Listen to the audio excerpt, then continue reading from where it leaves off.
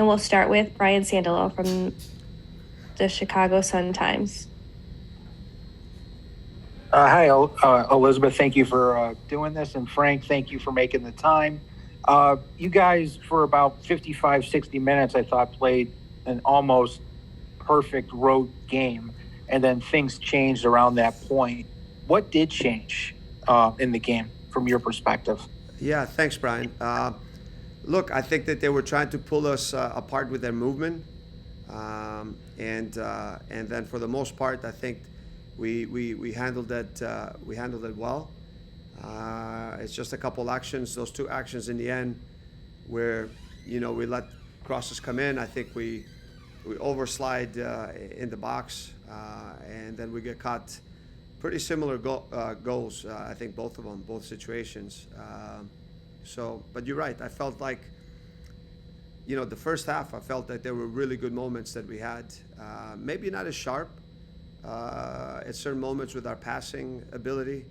I think there were quite a few passes that I think that we would have made and connected, but I think that, the turf and being wet, I think at moments, the weight of the passes, I think the adjustment took a little bit longer, and we weren't as sharp, but we adjusted a couple things at halftime defensively to try to stay more compact and not get pulled out with their movement, because they had a lot of rotations. They wanted to pull you out, but still really be very direct and go in the middle.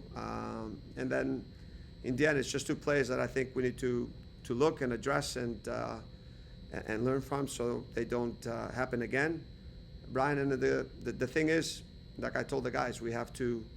It hurts, obviously, but we have to start preparing now for the game Saturday.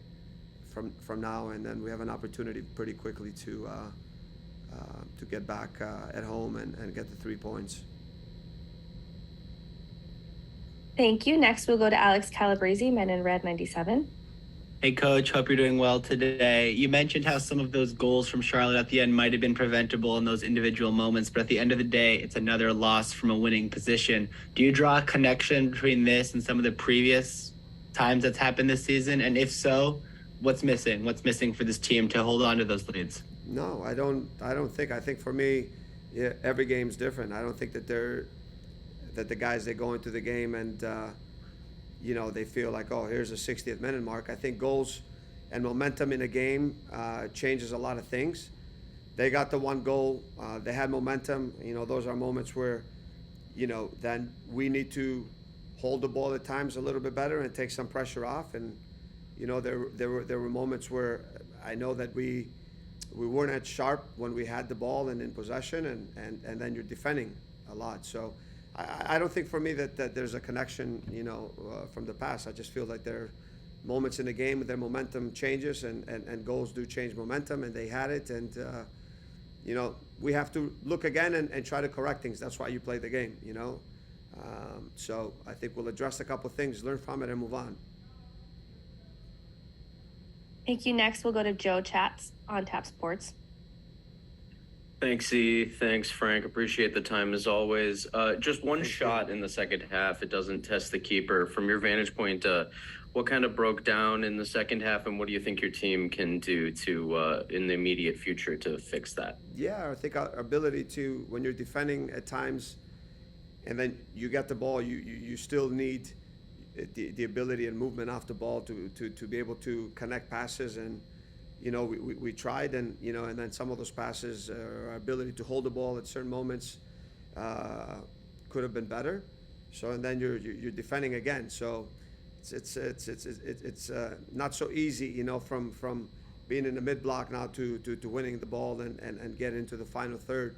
It's about movement. It's about being sharp with the ball, and I think those are areas that that we could have been better late into the game. You make try to freshen up the team with the subs. I felt that the subs were right, because we wanted to bring some fresh legs in, and guys now they can look to get behind and hold the ball and be fresh, and that's why we did that. But in the end, you gave up the goals and then obviously changed the game definitely. Thank you. We'll go last question to Brian Sandalo, and after we'll let you go Coach.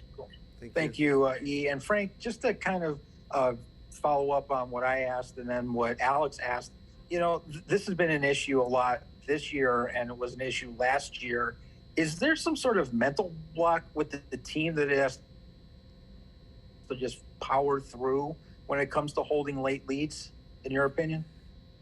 No, I think the mentality. With the mentality. The mentality is just, look, I think it's just things that, if you bring it up all the time, I think maybe it's in the player's mind and stuff like that, or things occur. I think the most important thing is like you get doubt out of your mind. It's like when you do stuff in training and you're well prepared. That's the thing. I think obviously, the guys get fatigued. You rely on the team. You bring certain guys in, but you can just see that, at certain moments, some guys need more games under the legs to maybe to maintain that sharpness. But overall, I don't think that there's a mental block within the players, because I think the most important thing is that we go through situations in training where they're able to get confidence, but then the ability in the game when things are going fast, things are moving, that's where the moments they have to stick together. We definitely have a lot of leaders out there that they can communicate, because it's not so easy always from the bench to get to address certain things. I think that's why the preparation is the key at training. Once they do that, I think that's what gives the players confidence.